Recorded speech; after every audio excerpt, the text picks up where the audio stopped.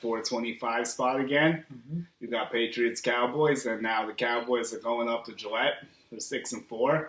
Patriots 9-1, 6.5 point favorite here, and the over/under is 45.5. So I know you're gonna pick you guys to win. So I'm gonna also pick you guys to win. Wow. So I'm not sure what we're gonna do here, but we could explain why the Patriots will win. Well, the Patriots are going to win this game because, well, first off, they're home. Mhm. I just think that I'm just not a fan of Jason Garrett. I never liked Jason Garrett, really. This team, I'm not taking away from what Dallas has done. They're a very explosive offense. Their defense is hit or miss. Dak has been on a tear this year. He's playing for a contract. But they're going up against this Patriots defense that's letting up 10.8 points per game. They just don't let up points. They're just that good. They're that dominant. They're going to get it done. The problem is the Patriots offense. We did get a boost. We let go, Marshall Newhouse take a fucking seat. Take a seat. He's you garbage. suck. You were absolute horse shit for the last couple since Isaiah Wynn was on IR, but we're glad to have Isaiah Wynn back. Definitely a boost to offensive line. Hopefully we can get the run game going.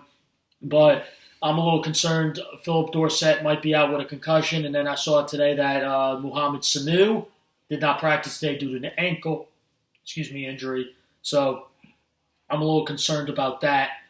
But I'm still confident we could get it done.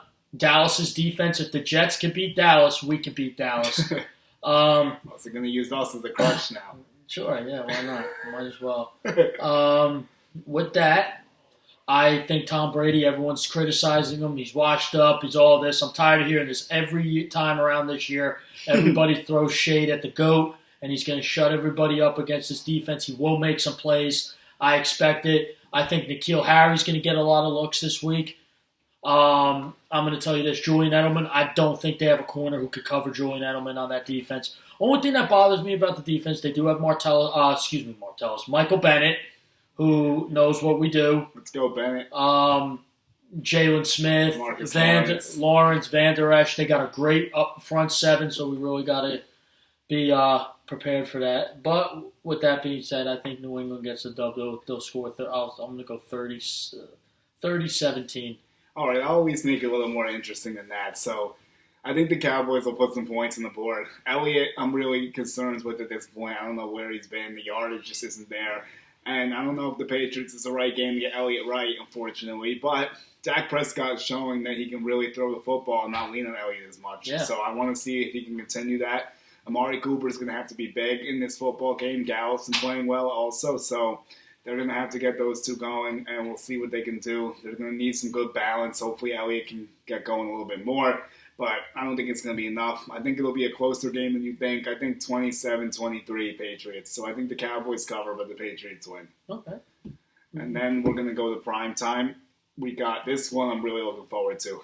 49ers-Packers. Oh, what a game. 49ers, 3-point favorites. George Kittle, please suit up. I swear to God, this guy better play. But besides that, the 49ers are 9-1. The Packers are 8-2. The over-under is 47.5. And 49ers are favored by a field goal in this spot. And I think it's going to be a very interesting battle. My friend that's a Packers fan says that he's concerned about up front on both sides of the ball. He's concerned about the protection for Aaron Rodgers, and he's also concerned with his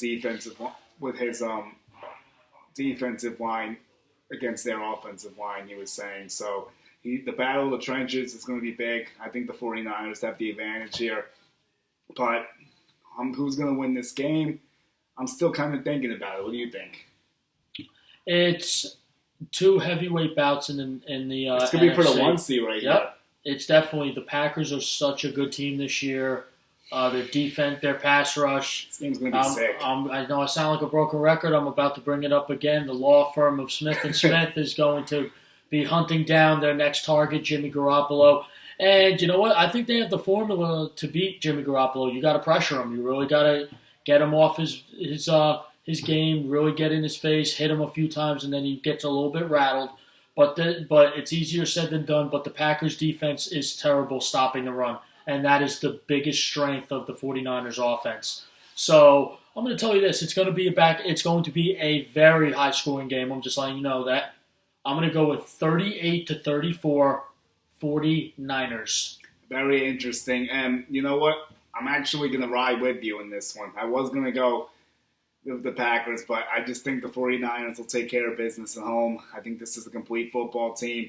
And I know Rodgers is better than Jimmy G, so that's going to be a problem for the 49ers because that's a mismatch right there. But if the 49ers get pressure, which we've seen them do on numerous occasions, their defense is one of the best in the league, and they may be second behind you. Yeah, well, in yards, they're second. Okay, let's see what else. Points, I think they're also second. Yeah, so the 49ers have the second best defense in the league. Packers are a little bit lower, giving up 20 points a game. 49ers giving up 15.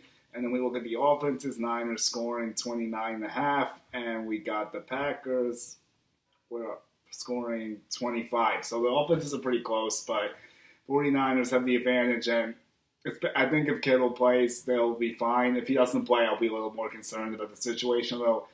Who's the backup, Smelly or Dwelly or whatever? It's That's not Smelly, but Dwelly, I think. But he's been playing decent. It's almost like Shanahan has a good system. It's almost plug and play at times, honestly. Yeah, it is. So I think the 49ers get the dub 31-28. I think it'll be a very entertaining game. Yeah, it's definitely going to be an entertaining game. Can't wait to watch it.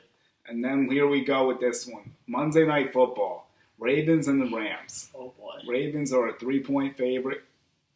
In Los Angeles, who would have thought this was possible before the season started? But the Ravens have been the better team across the board this year by far. Rams are 6-4. Baltimore's the public's heavily on Baltimore in this spot. 46.5 is the over/under. 8-2 versus 6-4. So I might actually go crazy on it here and say the Rams get this dub.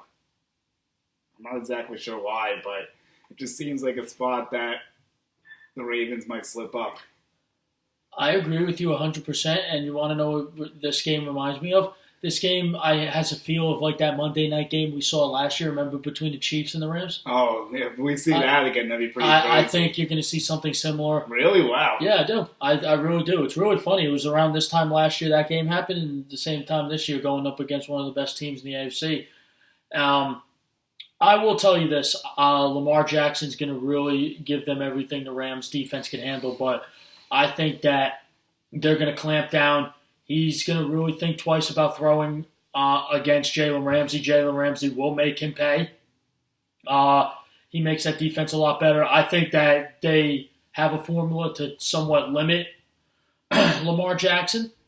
The one thing, it's easier said than done, but I think Marcus Peters is an X factor for the Ravens. He's playing against his former team. They traded him, and ever since they traded him, that defense of the Ravens has been stellar. But they're in Los Angeles. It's primetime. It's Monday night, and the Rams are going to get this done. They're going to shock the world, and they're going to knock Lamar Jackson off that pedestal he's been on for the past couple of weeks, and they're going to win this game 33-30 on a last-minute field goal. And Jared Goff, everybody, we've been so critical of Jared Goff, he's going to lead the way. I'm going to say that, and call me crazy. And if that doesn't happen, I'll be the first one on here next week to say I was wrong, but that's what I feel. Yeah, I mean, we have some differences in the earlier games. We agree for the later ones, and I'm kind of surprised with both the Rams, honestly. Even myself, I'm almost surprised I did Rams, but I just thought about it a little bit. 28-27, I think. I think this will be back and forth the whole time. It's just another one of those spots that the Rams need a dub, the Ravens can afford a loss. It's one of those situations for me. And I just feel like they're due to slip up a little bit. The Ravens have been playing perfect, and it's hard to maintain that week after week. So absolutely, we'll see what happens out there. Yes, we will. So for this edition of GMT Sports Talk, I'm Julian Gallardi. I'm Bobby Thompson. Follow, like, subscribe, sponsor GMT Sports Talk 2 on Twitter and Instagram. GMT Sports Talk on Apple Podcasts. Thanks, everyone, for listening. Hopefully everyone has a great